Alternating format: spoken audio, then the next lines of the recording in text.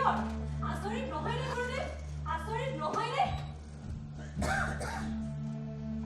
বিৰাজ কৰিছে মৰিশালীৰ নিস্তব্ধতাই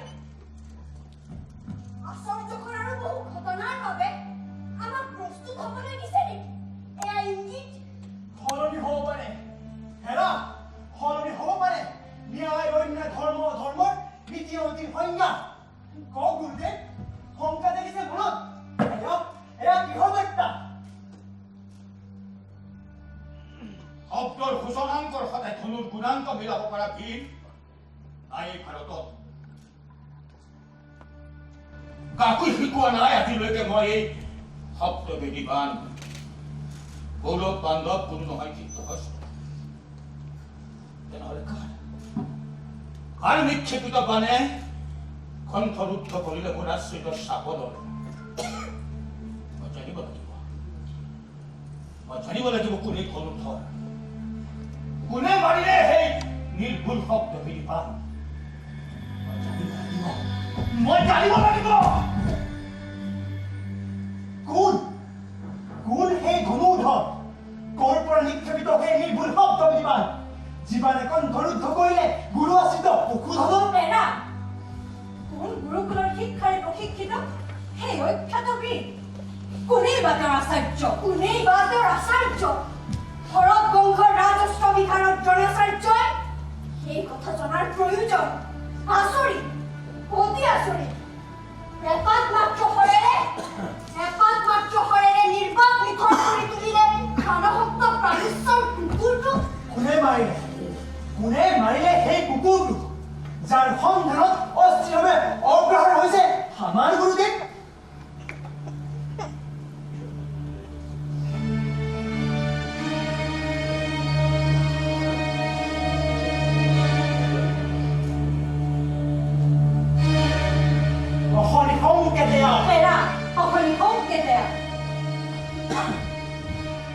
এনে শব্দভেদী বানৰ শিক্ষা সম্পূৰ্ণ হোৱা নাই আমাৰ কাৰোৰে কৌৰৱ পাণ্ডৱ কোনো নহয় সিদ্ধহস্ত তেনেস্থলত নিশ্চয় সমাগত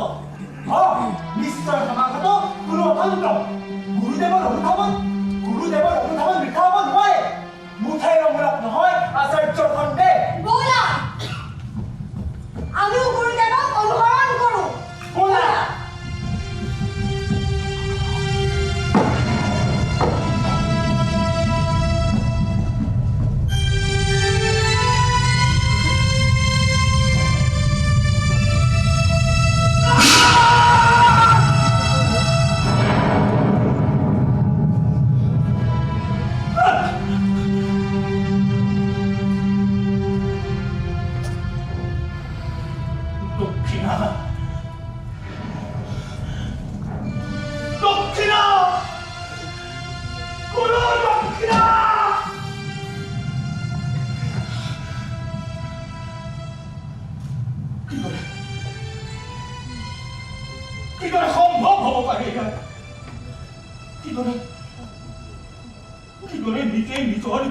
আঙুলি কাটি দিব পাৰে দান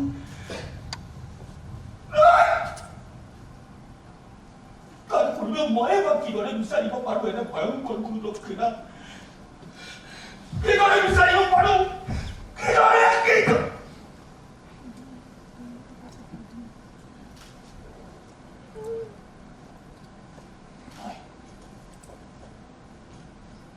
মোৰ বিচাৰ ভুল হ'ব নোৱাৰে মোৰ নিৰ্ণয় ভুল হ'ব নোৱাৰে স্থান কাল পাত্ৰ উচিত বিচাৰ মোৰ জীৱন জোৰা সাধনা ভয় হৈছিল সেই নিশাত পুত্ৰৰ পাৰ্গতালিত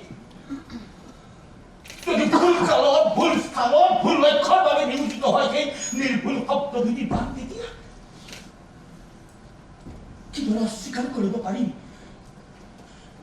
কিদৰে অস্বীকাৰ কৰিব পাৰো মই সেই ভয়ংকৰ ভৱিষ্যতক কিদৰে একলব্য মোৰ কায়িক অনুপস্থিতিৰে মোৰ মৃন্ময় মূৰ্তিৰ সন্মুখত একলব্যৰ অস্ত্ৰ শিক্ষাৰ অনুশীলন ইয়া সম্পূৰ্ণই নহয় ইয়াত ত্ৰুটিপূৰ্ণ কাৰণ তাত নাছিল গুৰু শিষ্যৰ প্ৰত্যক্ষ যোগাযোগ অভিধৈৰ্য আৰু সহ্যৰে ভাগ কৰিছিল শিক্ষা মই বুজিছো কিন্তু দীক্ষা শিক্ষা অবিহনে সম্পূৰ্ণ হ'ব নোৱাৰে শিক্ষা অস্ত্ৰ চামনাত বিপুল হৈছিল হাত মই বুজিছো কিন্তু তাত নাছিল সত্যপিত্ৰৰ গুণ ঠিক দুৰ্যোধনৰ দৰে একেলগে পঢ়বাই এটা চকুত দেখিছিলো দম্ভিক দুৰ্যোধন আৰু আনটো চকুত দেখিছিলো দুৰাচাৰী দুৰ্যোধন মোৰ ভয় হৈছিল আসন্ন ধৰ্ম যুদ্ধৰ বাবে গতি ৰোধ কৰাৰ প্ৰয়োজন আছিল একলব্যৰ নহলে অন্য এক শকুনি হৈ কৌৰৱক অপ্ৰতিৰোধ কৰি তুলিলেহেঁতেন কাৰণ মই দেখিছিলো একলব্য মই দেখিছিলো তোমাৰ আৰাধনা চলি দুৰ্যোধনৰ চকুত সেই কুটিল চাৱনি মই দেখিছিলো সেই পদ্ম উন্মাদনা দুৰ্যোধনৰ চকুত মই ঠিক বুজিছিলো দুৰ্যোধনে একলব্যক নিজৰ আশ্ৰিত পালিত সৈনিক ৰূপে গঢ়ি তুলিব আৰু আসন্ন ধৰ্মযুদ্ধত ঢাল হিচাপে ব্যৱহাৰ কৰিব কিদৰে হ'ব ধৰ্ম প্ৰতিষ্ঠা কিদৰে হ'ব ন্যায় প্ৰতিষ্ঠা কিদৰে মোৰ আশ্ৰমৰ পৰা এদিন প্ৰত্যাশিত শিষ্য একলব্য মই কিদৰে তোমাৰ পৰা আশা কৰিব পাৰো অৰ্জুন বা যুধিষ্ঠিৰৰ দৰে নিষ্ঠাৰ সততা কিদৰে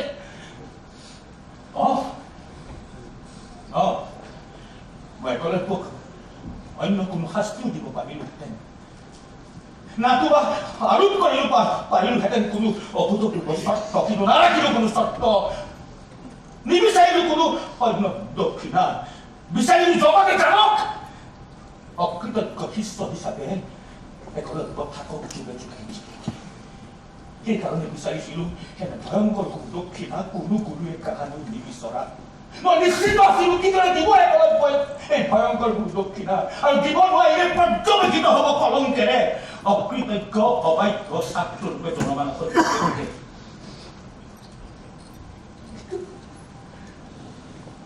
মোৰ সকলো পৰিকল্পনা মোৰ সকলো ধাৰণা ভুল বুলি প্ৰমাণিত কৰি কি সুন্দৰভাৱে হাঁহি গান কৰিলে ৰক্তাক্ত গুৰু দক্ষিণা একলব্য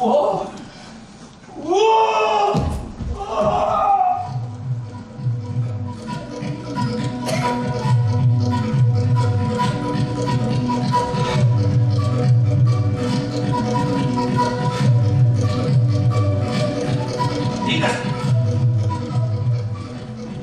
এতিয়া আৰম্ভ হ'ব অন্য এক ধৰ্মযুদ্ধ কৰা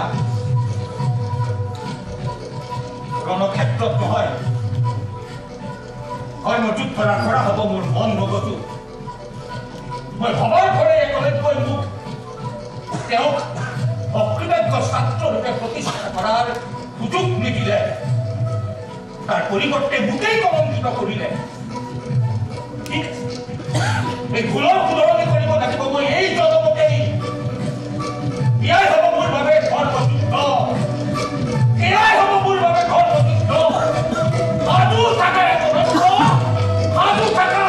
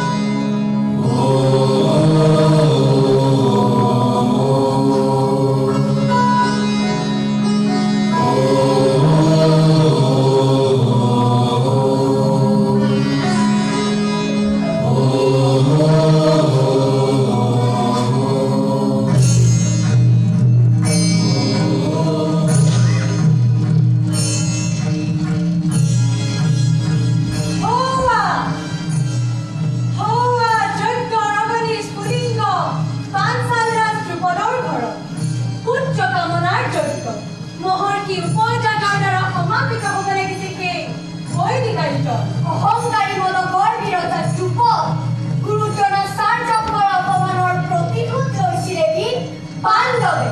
কিন্তু এতিয়া সলনি হৈছে সময় আৰু সমীকৰণ। সেই যুৱতীয়ে আজি হ'ব পাণ্ডৱৰ শপতি কৌৰৱৰ বিৰুদ্ধে আৰু হ'ব অনুশোচনাত দগ্ধ দ্ৰোণাচাৰ্যৰ পাপৰ প্ৰায়শ্চিত্ত। ইতিমধ্যে আৰম্ভ হৈছে মুক্তিৰ আখৰা। গুৰুৰাজ আচাৰ্য, মই ঠিক দেখিছো গুৰুৰ কুটিৰত একলব্যৰ মূৰ্তি। সেয়া মানসিক প্ৰস্তুতিৰ আৰম্ভণি মাত্ৰ। ৰজা ধ্ৰুপদৰ যজ্ঞবেদীৰ অগ্নিকুণ্ডৰ মাজেৰে পুৰণি একলব্যই ল'ব নতুন ৰূপ। নাই একলব্য অন্যক্ষত, নাই একলব্য নিৰুদ্দেশ। জটিল আয়ুৰ্বেদ চিকিৎসাৰে জনজাতীয় আৰণ্য বৈদ্যই পুনৰ সংস্থাপিত কৰিছিল সেই আঙুলি, যি আঙুলি কাটি দিছিল গুৰু দক্ষিণা একলব্যই। একলব্য হৈ উঠিছিল পুনৰ একলব্য।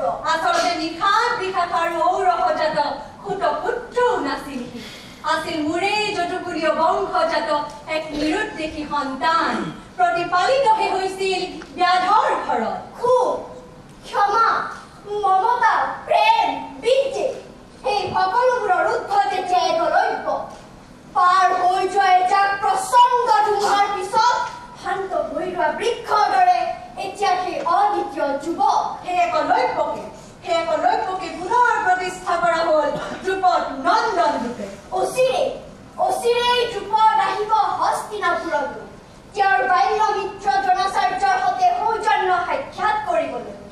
যজ্ঞোত্থিত কুমাৰ ধৃষ্টদ্যুম্ন অস্ত্ৰচালনাৰ শিক্ষাৰ বাবে আচাৰ্য নিয়োজিত হ'ব গুৰু দ্ৰোণাচাৰ্য। আৰম্ভ হ'ব দ্ৰোণ নিধনৰ যজ্ঞ। কি যে বিধাতাৰ লিখন! ই যে বিধাতাৰ লিখন। নিজেই নিজৰ হত্যাকাৰীক তৈয়াৰ কৰিব গুৰুদেৱে। সকলো জানিও সমস্ত উজাৰি অস্ত্ৰ শিক্ষাত নিপুণ কৰি তুলিব ধৃষ্টদ্যুম্ন। কাৰণ সমাগত মহাযুদ্ধত প্ৰতিপক্ষৰ ৰূপত জিকিবই লাগিব ধৃষ্টদ্যুম্ন। ই যে দৈৱাদিষ্ট।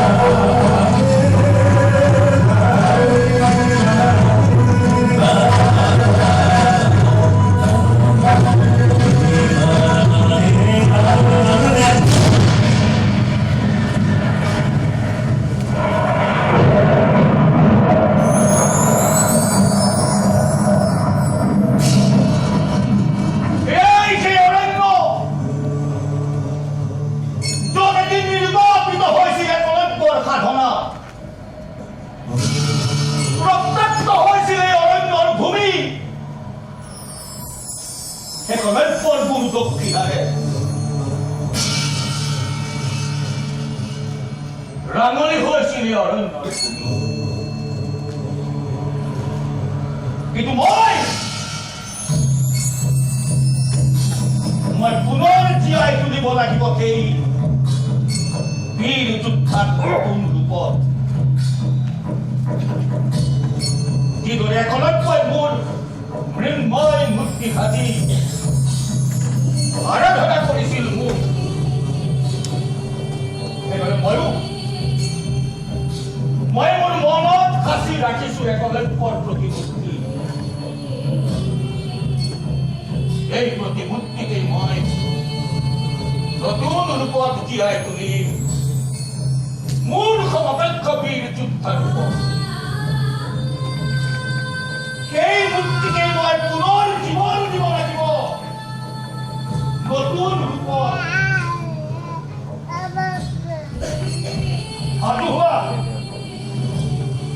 আদুহা বীৰ যোদ্ধা তুমি, তুই অস্ত্ৰ নিক্ষেপ লক্ষ্যভ্ৰষ্ট হব নোৱাৰে তোমাৰ। তুমি মোৰ শিষ্য। লক্ষ্যভ্ৰষ্ট হ'ব নোৱাৰে কদাপি পুনৰ গঢ়িব লাগিব মই তোমাক নতুন ৰূপত পুনৰ গঢ়িব লাগিব মই তোমাক নতুন ৰূপত মই জানো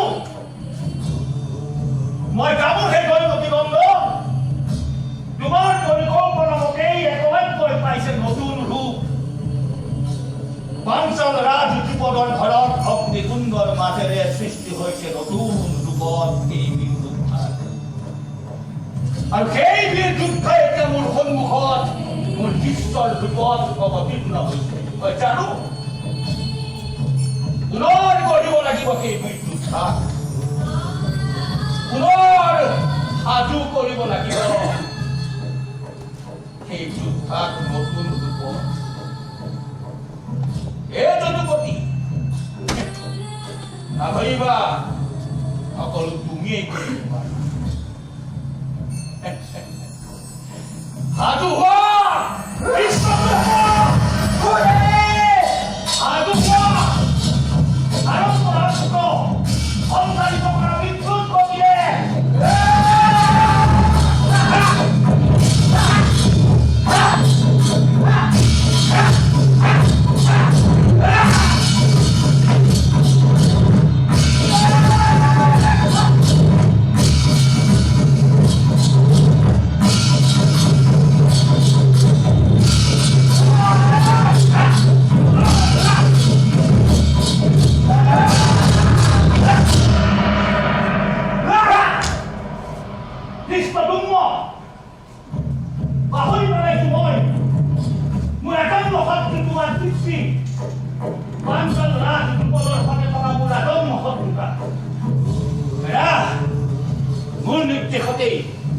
মূৰ্তিতেই পাঞ্চাল ৰাজ ধ্ৰুপদে নিজৰ অৰ্ধৰাজ্য হেৰুৱাইছিল গৌৰৱৰ হাতত এদিন মোক কৰা অপমানৰ চৰম প্ৰতিশোধ আছিল এয়া চৰম প্ৰতিশোধ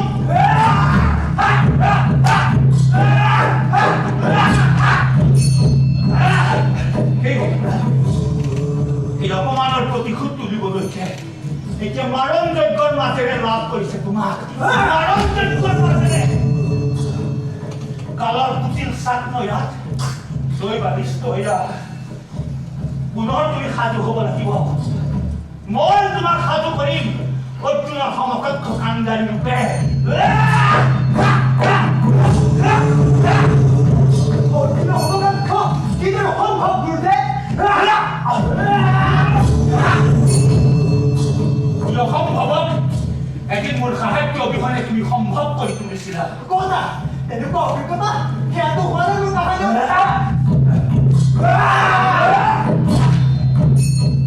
যজ্ঞৰক নিকুঞ্জৰ পৰা জন্ম হৈছে তোমাৰ হেৰুৱাই পেলাইছা পূৰ্বৰ স্মৃতি কিন্তু কত দুখ লাঞ্ছনা অপমান সহ্য কৰি এদিন মোক প্ৰদান কৰিছিলা ৰক্তাক্ত দক্ষিণা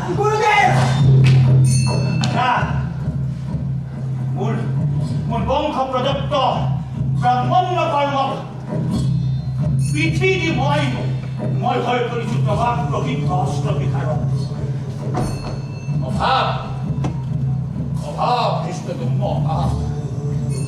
অভাৱৰ কাৰণত অৰ্থৰ লালসাত নিজকে নিয়োজিত কৰিছো গুৰু ৰাজ আচাৰ্য এদিন হয়তো আচাৰ্যৰ পৰা হ'মগৈ মন্ত্ৰী তাৰ পৰা হয়তো হ'মগৈ সেনাপতি তথাপিও মই বিচাৰিছো কৌৰৱৰ বিৰুদ্ধে পাণ্ডৱৰহে জয় কেৱল পাণ্ডৱৰ জয় আচাৰ্য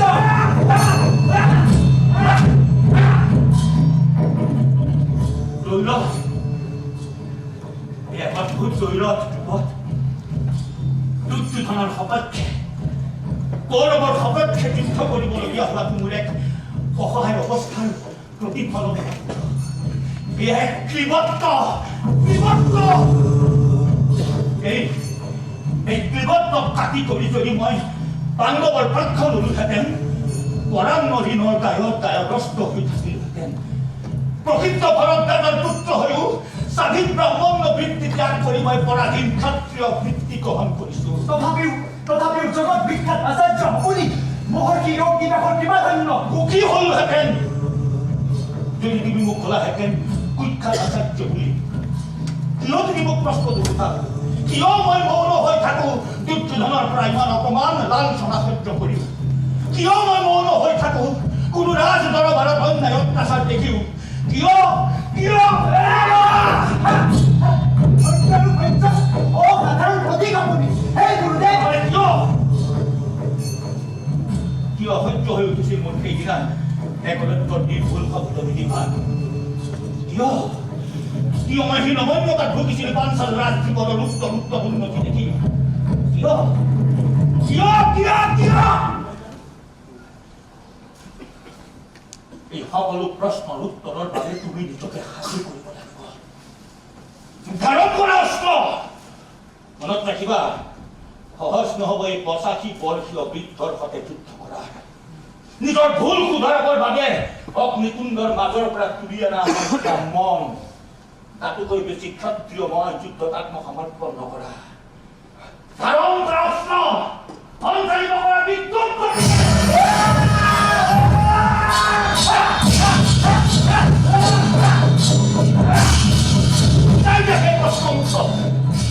বুজাই দিয়া সেই উত্তৰ সমগ্ৰ পৃথিৱীত দক্ষিণৰ দায়ত যুগে যুগে ইতিহাসে চিহ্নিত কৰিব পৃথিৱীক।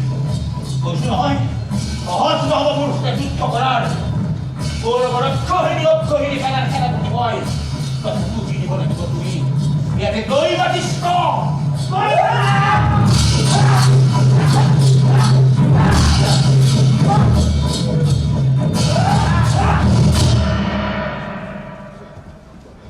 প্ৰণাম গুৰুমা।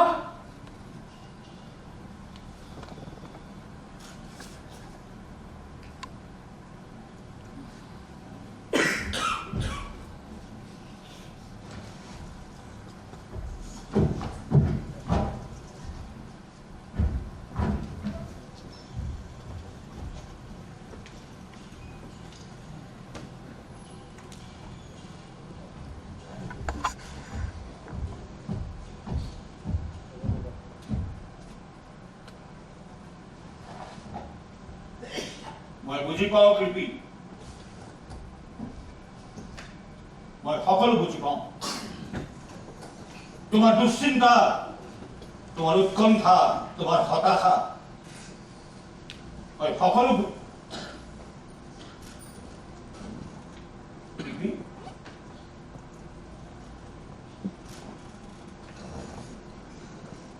কোনো ৰাজ আচাৰ্য ৰূপে কতদিন দেখিছা তুমি মোৰ এই বৃত্তিগত অস্ত্ৰ শিক্ষাৰ অনুশীলন? ৰাজ আচাৰ্য পদবী পোৱাৰ আগতেতো দিন দৰিদ্ৰ সেই কুটিৰতে কৰাইছিলো অস্ত্ৰ শিক্ষাৰ অনুশীলন। দেখিছা কত গদা যুদ্ধ, শল্য যুদ্ধ, অভিযুদ্ধ, ধনুযুদ্ধ। কৃষ্ণসকল মই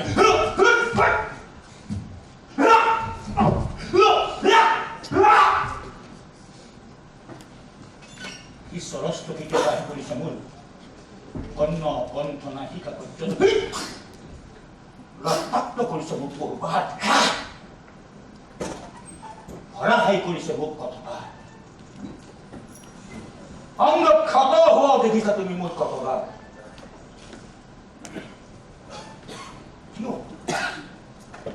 কিয় চিন্তিত তুমি হে কৃপক সহোদৰা?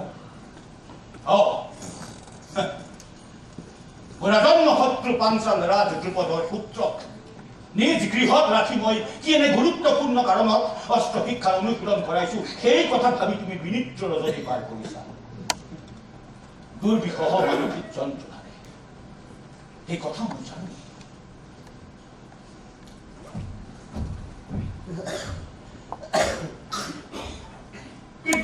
খাৱাৰ বাবে বীৰ পুত্ৰৰ মাতৃ তুমি হে কৃপক সহোদৰা, তুমি কিদৰে দুৰ্বল হব পাৰা? কালৰ ইংগিত বিচিত্ৰ হে কল্যাণী, এই ইংগিতক প্ৰশ্ন কৰা নাযায়। কালৰ ইংগিতক প্ৰশ্ন নকৰিলেও যুগে যুগে জীৱিত জগতে প্ৰশ্ন কৰিব আপোনাক। যুৱতী যুৱতী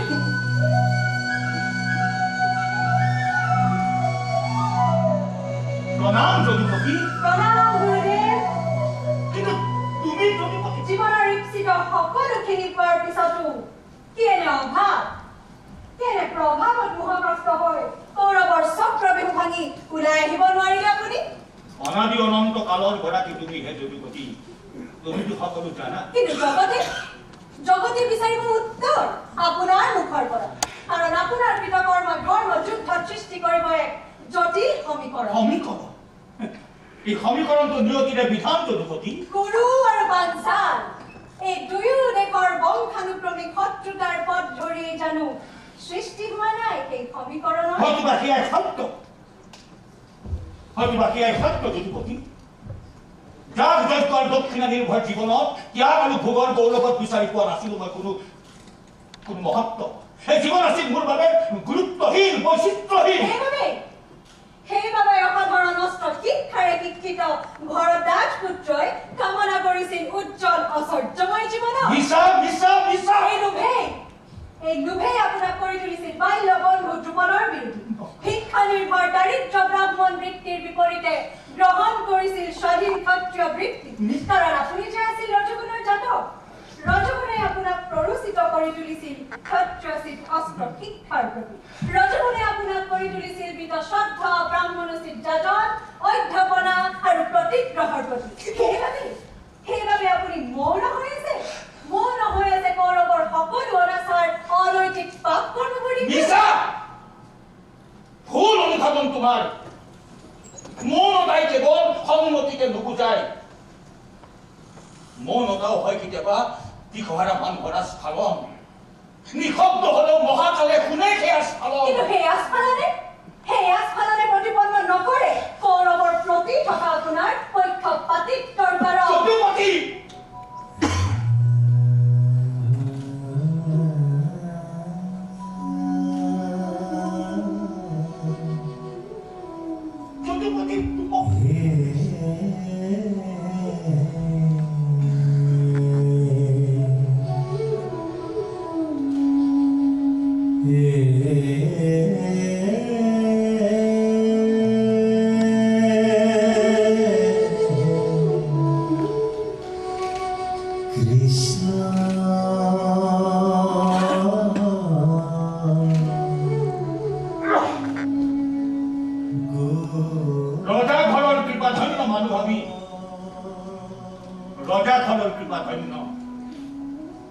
মৌনতাও হয় কেতিয়াবা প্ৰতিবাদ। তুমিতো সকলো জানা যদুপতি। সমাজত বহু বিদ্যান বিৰোধী লোক থাকে, মৌন হৈ দুৰ্নীতি অন্যায় অনিয়ম দেখিও। তাৰমানে এইটো নহয় যে সকলোৱে সন্মতি প্ৰকাশ কৰিছে। বহু সাধাৰণ লোক মৌন হৈ থাকে অত্যাচাৰ উৎপীড়ন সহ্য কৰিও। তাৰমানে সেইটো নহয় যে সকলোৱে মানি লৈছে। তুমিতো সকলো জানা গুৰুৱে কেৱল দুৰ্বল পক্ষহে ল'ব লাগে। মই জানিছিলো কৌৰৱ দুৰ্বল অস্ত্ৰ চালনা আৰু যুদ্ধৰ ৰণকৌশল। তাতে জানিছিলো পাণ্ডৱৰ পক্ষত থাকিবা তুমি। শ্ৰেষ্ঠ ধনুৰ্ধৰ অৰ্জুনৰ পক্ষত কিদৰে থাকো মই। মোৰ প্ৰয়োজন কেৱল কৌৰৱৰহে আছিল, কেৱল কৌৰৱৰ। জগত শ্ৰেষ্ঠ অস্ত্ৰ বিশাৰদ গুৰু স্বামী আপোনাৰ, কিন্তু ক্ৰোধ মোহ ঈৰ্ষাৰ অহমিকাৰ বশৱৰ্তী তেওঁ। মিছা অৰ্থ সত্য এয়া। সেয়াই সত্য গুৰুমা, সেয়াই সত্য। সেই সত্যই আমি থিয় কৰাইছে যজ্ঞ জন্ম যুৱক খ্ৰীষ্ট দুৰ্গ গুৰু সন্তাৰ ৰূপত। অথচ কি নিৰ্বিকাৰভাৱে সেই ঈশ্বৰৰূপী মৃত্যুদূতকে প্ৰশিক্ষণ দিছে আপুনি। এয়াই দৈবাদিষ্ট কুৰুক্ষেত্ৰৰ নিৰ্দিষ্টখনত সেই কৃষ্ণই হত্যা কৰিব নিজৰেই গুৰু।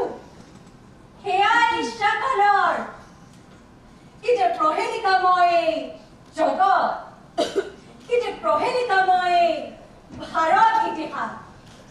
আমিতো নিমিত্ত মাত্ৰ।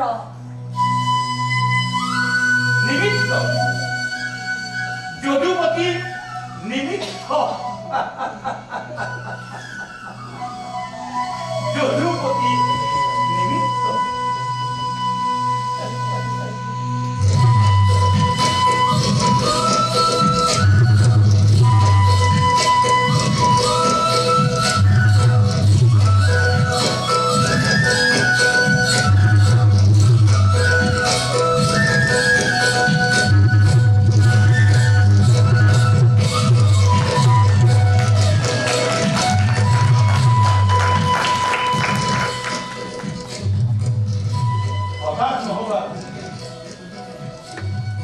বুদ্ধেশ্বৰ শোভা নাপায় তোমাৰ মুখত দৈব লিখনীয়া একলব্যৰ গুৰুদক্ষিণাৰ অন্তৰালত সৃষ্টি হোৱা এই আত্মহননৰ আৰাধনা বন্দিত হ'ব যুগে যুগে বন্দিত হ'ব আত্মহননৰ আৰাধনা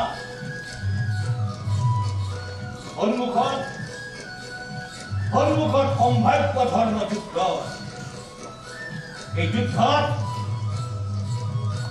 মোৰ জয় অনিবাৰ্য আৰু সেই জয়ৰ বাবে তোমাৰ হাস্য বদন অতিকে প্ৰয়োজন সেই কৃপাচাৰ্য ভগ্নী তোমাৰ হাস্য বদন মোৰ বাবে অপৰিহাৰ্য নহলে বিঘ্নিত হ'ব মোৰ সকলো যজ্ঞ আৰাধনা স্তব্ধ হ'ব মোৰ মুক্তি কামনাৰ যাত্ৰা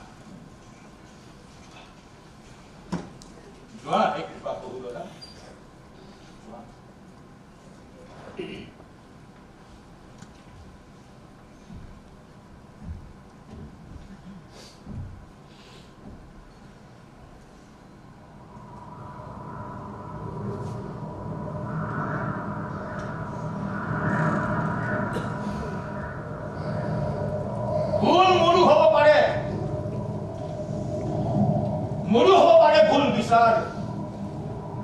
ময়োতো মানুহ তেজ মঙহৰে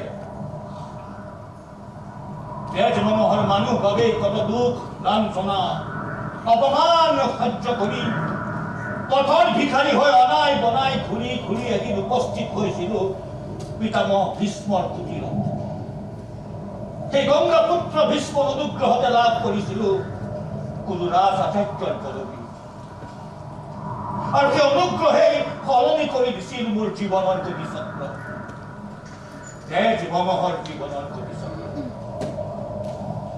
হে যদুপতি মই নহয় তোমাৰ দৰে দেৱ অলৌকিক শক্তিৰ অধিকাৰী কিন্তু মনত ৰাখিবা এয়া অন্য এক মহাকাব্য অৰচিত মোৰ সৃষ্টিত মহাকবিৰ ধৰ্ম ন্যায় অন্যায়ৰ মহাযুদ্ধৰ মহাকাব্যৰ বাহিৰতো এয়া মোৰ একান্ত নিজস্ব মহাকাব্য য'ত তোমাৰ প্ৰৱেশ মোৰ কাম্য নহয় হে যদুপতি এয়া মোৰ একান্ত নিজস্ব ভুল মোৰো হ'ব পাৰে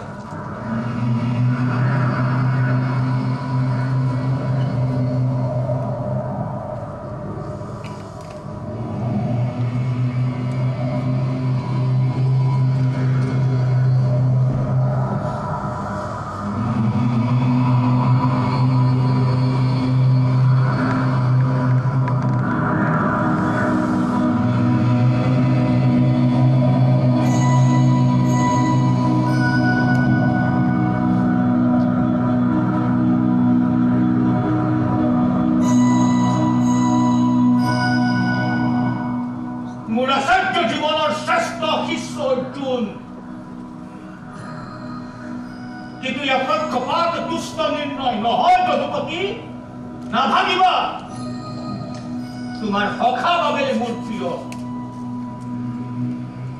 জ্ঞান বুদ্ধি অধ্যাৱসায় ধৈৰ্য সত্য সকলোতে শ্ৰেষ্ঠ অৰ্জুন এই কাৰণেহে তেওঁ মোৰ প্ৰিয় অৰ্জুন পৃথিৱীৰ শ্ৰেষ্ঠ কৃষ্ণ আপোনাৰ ক'ত আছে অৰ্জুন ক'ত আছে ধৰ্ম ক'ত আছে অৰ্জুন ক'ত আছে ধৰ্ম ক'ত আছে ধৰ্ম ক'ত আছে ধৰ্ম আৰু এজন অতিকে প্ৰিয় আছিল মোৰ নামানিলে ধৰ্ম নুবুজিলে ধৰ্ম দুৰ্যোধন ৰাজা সত্যৰ পদবীৰে কৃপা ধন্য আপুনি তাৰ মহাকাব্যৰ অনাচাৰী অধৰ্মৰ প্ৰতীক দুৰ্যোধন দুৰ্যোধন অধৰ্মৰ সংগ দিও নমস্য গুৰু নহয় নমস্য আছিলো জানো মই নমস্য হৈ থাকিম জানো কৰ্ণ কৰ্ণ পুত্ৰ কৰ্ণ পুত্ৰ নহয়নে গুৰুদেৱ সূৰ্যপুত্ৰ কৌন্তেয় সূৰ্যপুত্ৰ বীৰ কৰ্ণ জানিও কৰ্ণক কৰিছিল অবৈধ নহয়নে গুৰু নহয়নে তথাপিও নমস্য আপুনিহে আচাৰ্য মহান কেৱল আপুনিহে জানিছিল ইয়াৰ কাৰণ আমি দেখো কেৱল বৰ্তমানত কিন্তু আপুনিতো দেখে ভৱিষ্যত এৰা কেৱল ভৱিষ্যত এৰা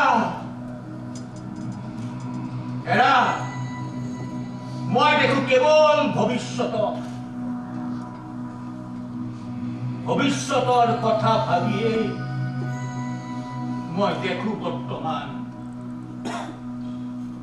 সেয়াইতো মোৰ ভুল ভৱিষ্যতৰ কথা ভাবিয়েই মই হৈ যাওঁ ৰুহ অধুৰ দানৱীয় অপ্ৰিয় কাৰণ মই দেখো কেৱল ভৱিষ্যতৰ কথা ভাবিয়েই শিক্ষা দিওঁ মই বৰ্তমানক ভৱিষ্যতৰ কথা ভাবিয়েই শিক্ষা দিওঁ বৰ্তমানক ভৱিষ্যতৰ কথা ভাবিয়েই জ্ঞান দিওঁ মই বৰ্তমানক তাৰ বাবেই হৈ পৰো অপ্ৰিয় তাৰ বাবেই হৈ পৰো কঠোৰ অমানৱীয় কিন্তু মই দি যাম শিক্ষা ভৱিষ্যতৰ কথা ভাবিয়েই শিক্ষা আৰু ধৰ্ম শিক্ষা আৰু ন্যায় কোনোৱে কি দিয়ে কোনোৱে কি লৈ যায় সেয়া জানে কেৱল গুৰুৱে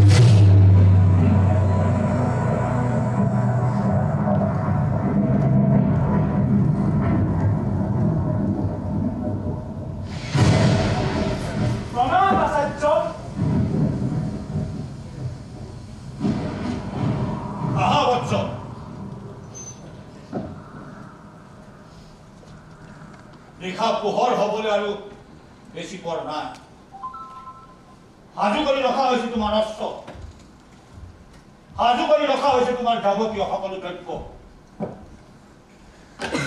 সাজু কৰি ৰখা হৈছে তোমাৰ স্নানৰ বাবে পানী আপুনি স্বয়ং নিজ হাতে এইবোৰ কৰিছে গুৰুদেৱ মোৰ বাবে মইতো নিজেই মই জানো তুমি নিজেই কৰা সকলো অতদিনে নিজেই কৰি আহিছা সকলো নিজৰ বাবেও আমাৰ বাবে কিন্তু আজি যে তোমাৰ এই কুৰুক্ষেত্ৰত অন্তিম দিন উত্তম আৰু হয়তো বহুদিন আমাৰ দেখা সাক্ষাৎ নহব সেইকাৰণে তোমাৰ এইখিনি কৰ্ম মোৰ নিজৰ কৰাৰ ইচ্ছা আৰু কেতিয়াকে দেখা হ'ব আমাৰ হ'ব হ'ব অতি সোনকালে হ'ব কোনো এক ৰুধিৰাক্ত ৰণাংগনত সমুখ সমৰত তুমি আৰু মই তেনে কোনো ৰঞ্জুৰি সংঘটিত নহয় কোনোকালে হ'ব হ'বই লাগিব এয়া ভবিতব্য এয়া অনিবাৰ্য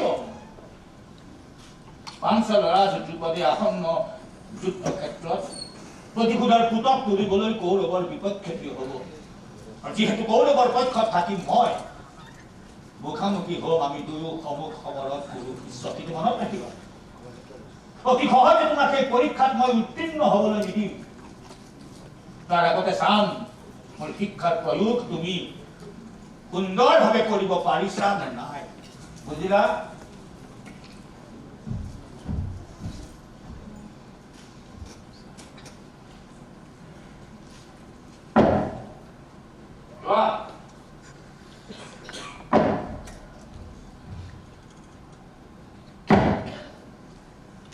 কাহাৰিও বেকত নকৰা এটি প্ৰাৰ্থনা হে আচাৰ্য ভৱিষ্যতৰ যি দৈৱ নিৰ্ধাৰিত মুহূৰ্ত অপেক্ষা কৰিছে আমাৰ বাবে তাৰ বাবে ক্ষমা কৰিব মোক হে পিতৃতুল্য ক্ষমা কৰিব মোক তুমি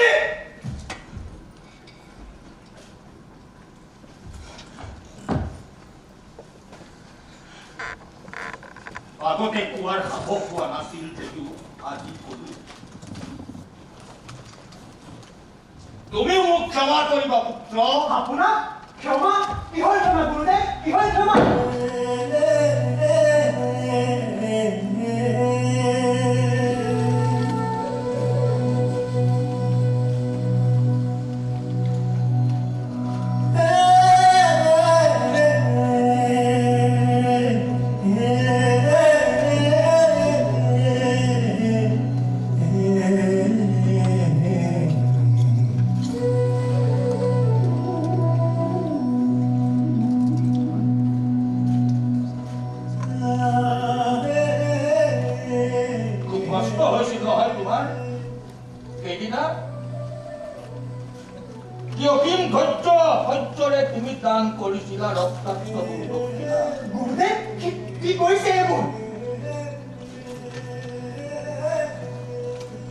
মোৰ কৃতকৰ্মই চক্ৰ পথেৰে ঘূৰি ঘূৰি পুনৰ নিয়তি হৈ মোৰ সন্মুখত থিয় দিছে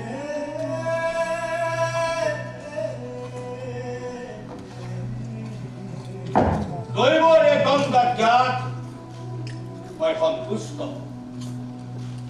দৈবাদিষ্ট পূৰ্ণ হওক মহাকালৰ বাঞ্ছা পূৰ্ণ হওক মই মানি লৈছো আশীৰ্বাদ নকৰিলে মোক দৈবাদিষ্ট তুমি দৈবাদিষ্ট যজ্ঞৰগ্নিকুণ্ডৰ মাজেৰে জন্ম হৈছে তোমাৰ মোৰ তুচ্ছ আশীৰ্বাদ হ'লেও সফল হবা তুমি সফল হবা হে কৃষ্ণদুম্ব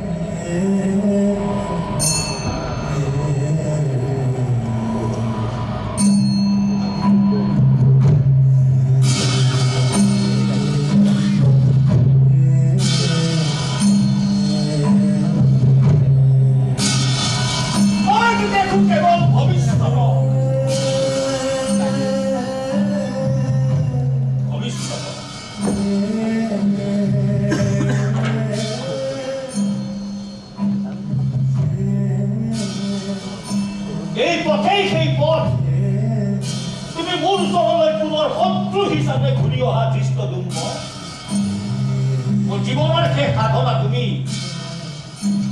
গুৰু মই তোমাৰ যিদৰে এসময়ত মোৰ জীৱনৰ শেষ সাধনা আছিল অশ্বত্থামা মৃত্যুময়তা অশ্বত্থামাৰ দৰেই পুত্ৰকামা তুমি মোৰ অশ্বত্থামাৰ দৰেই তোমাক কৰিছো যোদ্ধাৰূপে এদিন হয়তো দেৱতাৰ বলত অমৰ হ'ব অশ্বত্থামা কিন্তু তাৰ পূৰ্বে বীৰ যোদ্ধাৰূপে অমৰত্বৰ গৌৰৱেৰে মহিয়ান কৰিছো মই মোৰ পুত্ৰ গুৰু হত্যাৰ পাপেৰে নহয় গুৰু ভক্তিৰ পুণ্যেৰে তুমি এদিন অমৰ হবা কৃষ্ণদুম্ন তুমি এদিন অমৰ হবা মই জানো এয়াই ভবিতব্য এয়াই অনিবাৰ্য এয়াই দৈবাদিত্য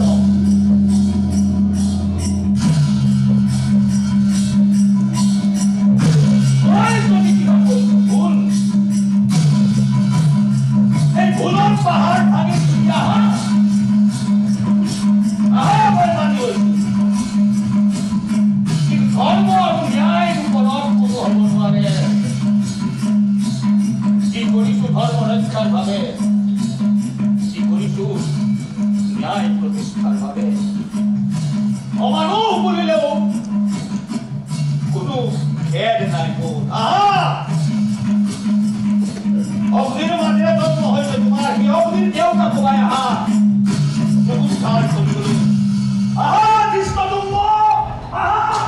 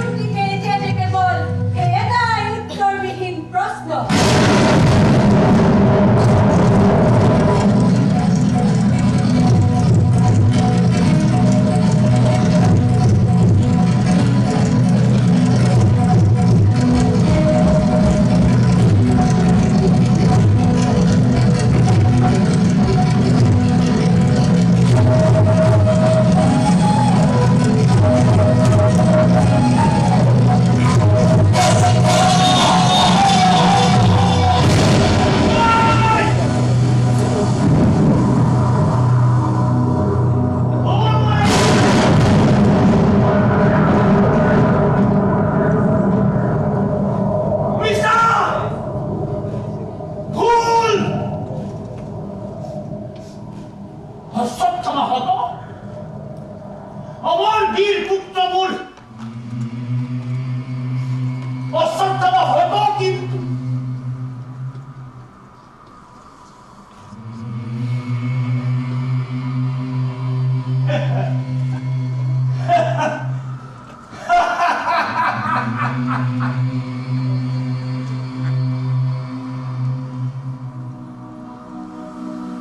অস্ত্ৰৰ জমজমনি আৰু ৰণক্ষেত্ৰত সৈনিকৰ কোলাহলৰ মাজত মই ঠিকেই শুনিছো ধৰ্মৰাজ তোমাৰ কণ্ঠেৰে নিৰ্গত সেই গজ মৃত্যুৰ সংবাদ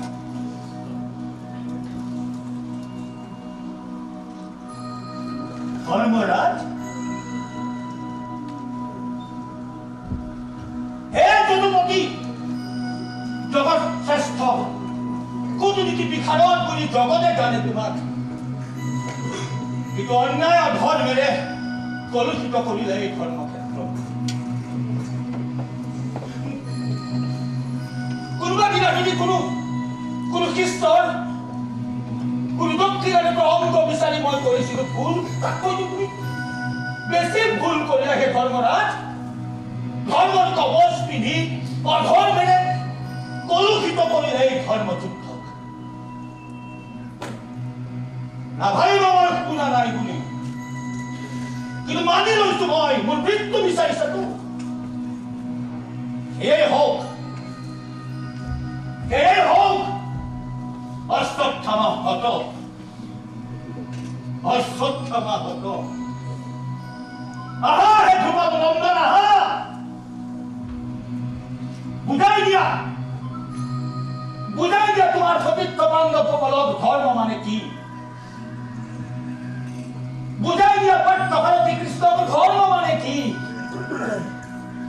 বুজাই দিয়া গুৰু দক্ষিণাৰ ৰূপত হাঁহি হাঁহি অংগ ক্ষত কৰিব পাৰে কোনে বুজাই দিয়া নিজৰ ভুল শুধৰাবৰ কাৰণে নিজৰ মৃত্যুকে তিল তিলকৈ গঢ়ি তুলিব পাৰে কোনে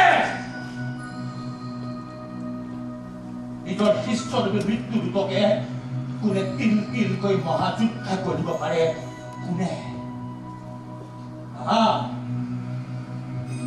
হে ধ্ৰুপদ নন্দন আহা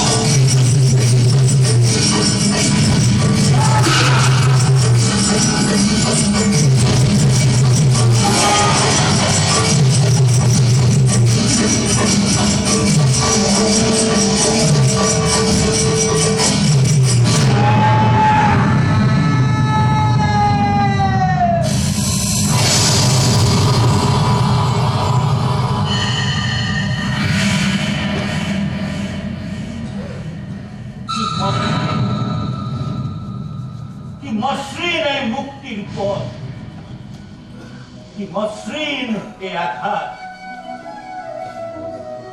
মই মানি লৈছো পুত্ৰ মোৰ এয়াতো আছিল অনিবাৰ্য মই মানি লৈছো মোৰ প্ৰিয় শিষ্যসকল গোটেই জীৱন জুৰি তোমাক হব যুদ্ধৰ সৈনিক ৰূপে কৰিলো মই মহাযুদ্ধত নিপুণ ৰথী মহাৰথী স্বীকৃতি পালা তোমাক হবে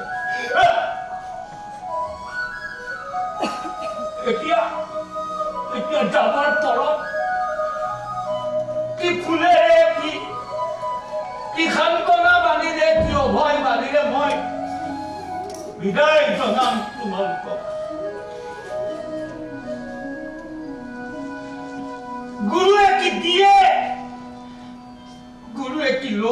নাই এয়া জানে কেৱল গুৰুৱে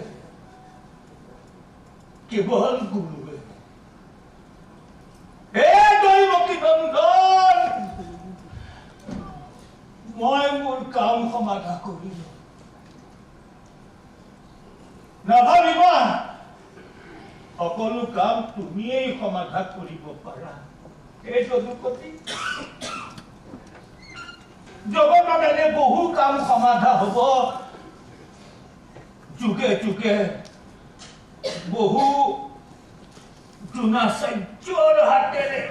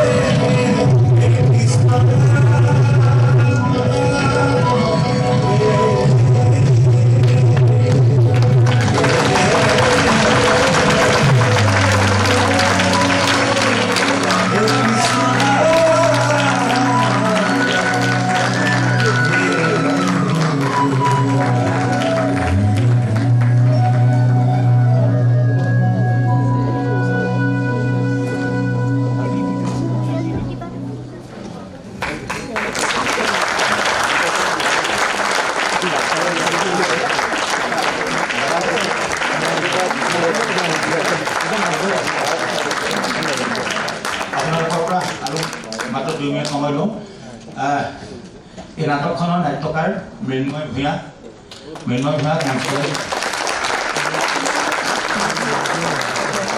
পোহৰত আছিল হেমন্ত ৰাজকুমাৰ সংগীতত ৰক্তোৎপল দিকু ভৰদ্বাজ